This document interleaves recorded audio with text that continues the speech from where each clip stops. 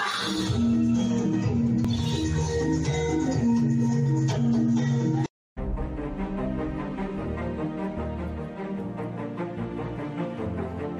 disangka, Kabupaten Boyolali, Jateng, ternyata mempunyai tata rias pengantin sendiri, yaitu tata rias pengantin Wahyu Merapi Pacul Goeng, WMPG. Kabarnya, tata rias unik tersebut terinspirasi oleh perjuangan Pangeran Diponegoro di masa silam. Sampai saat ini banyak ahli rias di Boyolali terus merawat dan melestarikan jenis tata rias yang dianggap langka tersebut. Bahkan beberapa perias senior sampai harus melakukan ritual puasa dan laku doa khusus.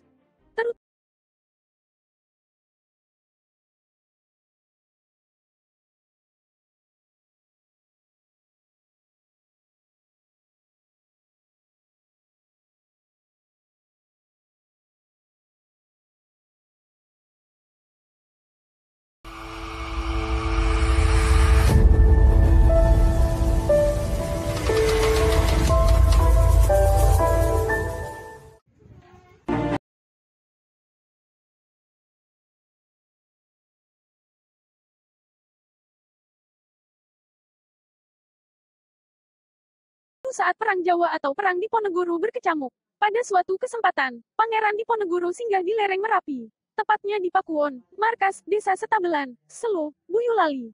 Saat itulah salah satu prajurit pengikutnya mendadak harus melakukan upacara pernikahan, sehingga mau tak mau harus mencari busana pengantin, terutama untuk pasangan pengantin tersebut.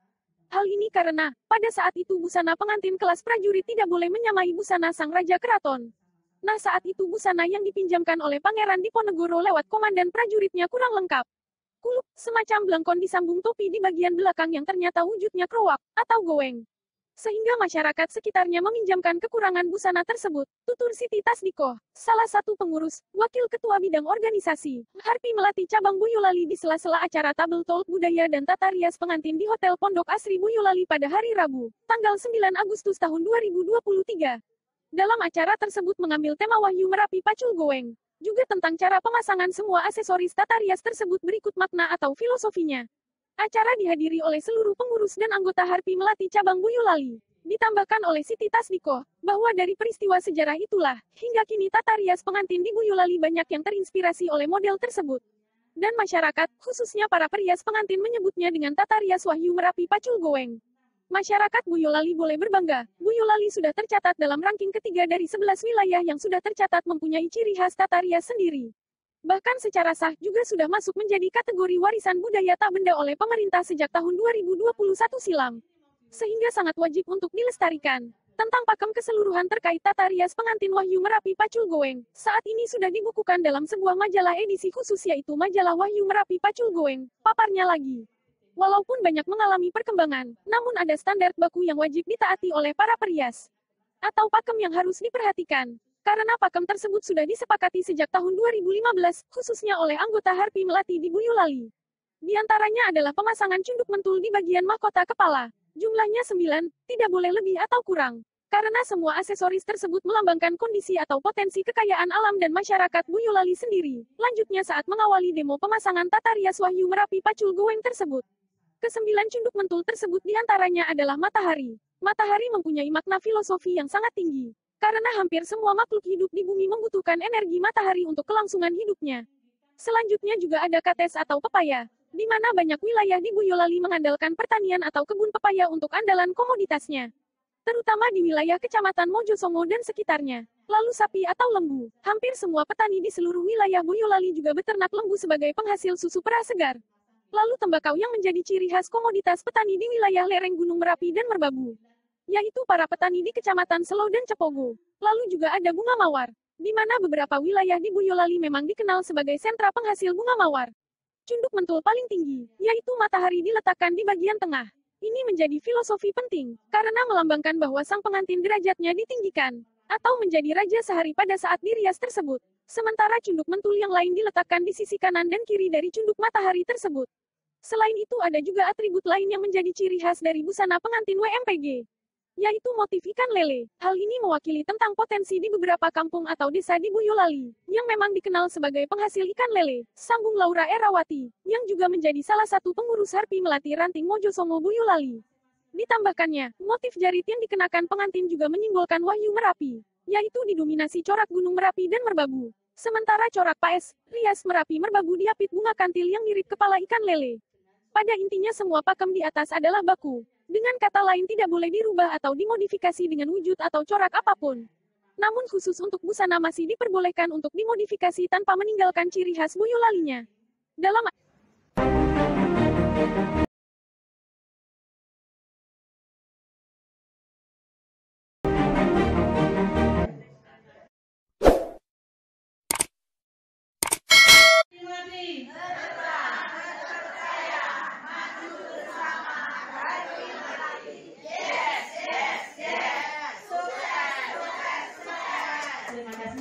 Dalam acara tersebut juga diisi dengan tarian hiburan yang penuh dengan makna filosofi.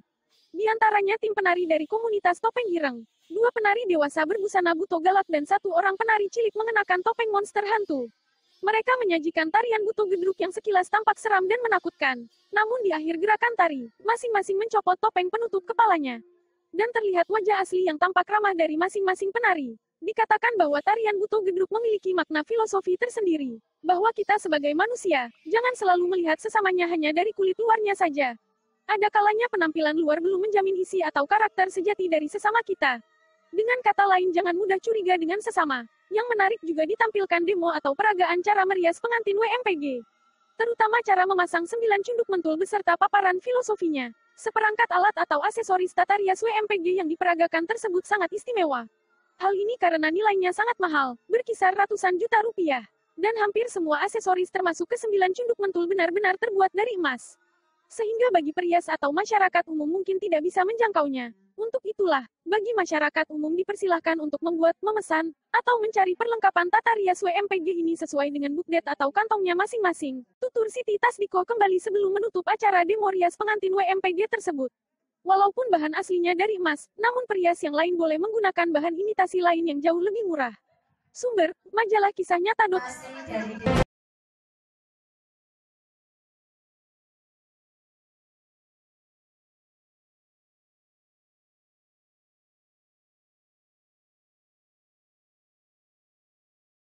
Itu semakin dikenal masyarakat, semakin dicintai, dan sehingga masyarakat makin senang banyak yang menggunakan makan tasbih.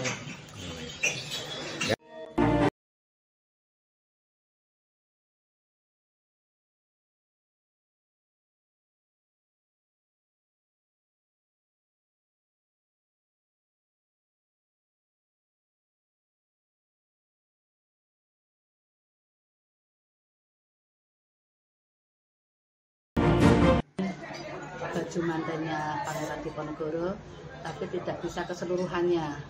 Itu yang puluk, itu ada puluk dan kemudian diberi semacam topi yang di belakangnya itu kroak.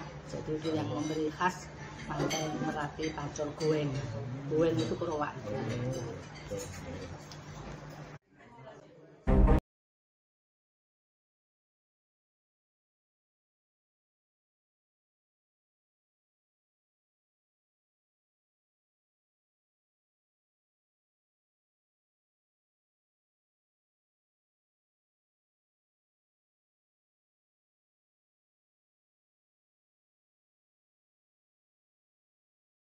Kemudian puasa untuk pengantin, kalau perias-perias sekarang kan yang lamu itu sebatas ini nih, sebatas bisa. Kalau kita doa untuk siraman sendiri, untuk mau ngerik itu sendiri, mau berangkat panggih itu juga ada doanya sendiri, pas panggih itu juga ada doanya sendiri. Ya kan tentunya supaya si mantan berdua ini selamat dunia.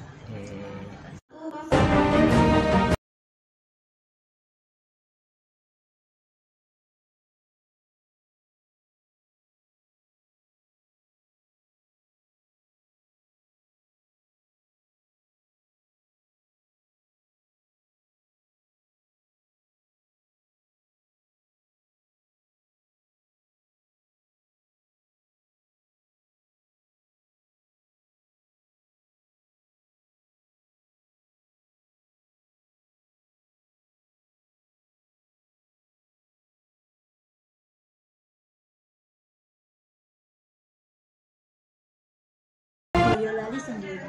Kita nggak perlu nyari lain-lain kok. Kalau misalnya manten Korea bisa viral, atau mungkin manten yang tema apa aja bisa viral, berarti kan manten Merapi Wahyu Pacilgoen juga bisa digemari masyarakat, tergantung bagaimana kitanya. Tapi yang jelas kita nggak usah melenceng dari pakem, karena memang tujuan kita itu adalah satu. Tujuan dari LBK Erawati itu adalah mengembalikan pakemnya. Jadi